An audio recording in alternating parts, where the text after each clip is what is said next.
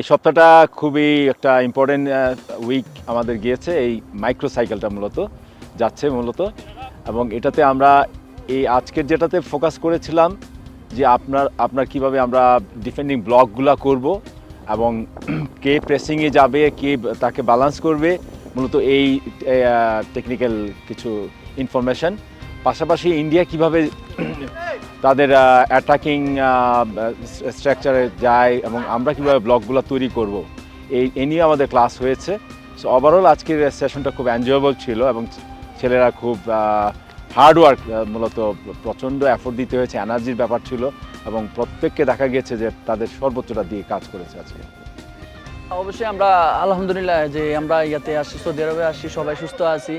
এখন পর্যন্ত আমরা খুব ভালো ট্রেনিং করতেছি। গত দিনগুলো তো বেশি ঠান্ডা ছিল, আজকে আলহামদুলিল্লাহ বৃষ্টি হয়েছে, এমনকি খুব আমরা ভালো ফিল করছি।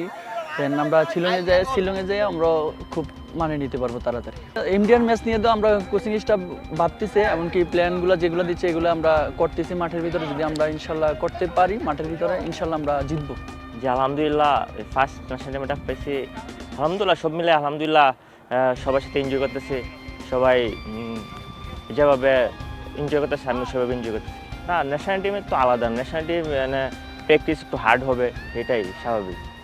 সেটা আমার জন্য ভেরি ডিফিকাল্ট চ্যালেঞ্জ হিসেবে নিতে হবে আমার। ইনশাল্লাহ ট্রাই করতেছি টিমের ঢোকার জন্য। না কেন, সবাই ফ্রেন্ডের মতনই, বড় ভাই আছে, ফ্রেন্ড আছে, সবাই আলহামদুলিল্লাহ সবাই ভালো।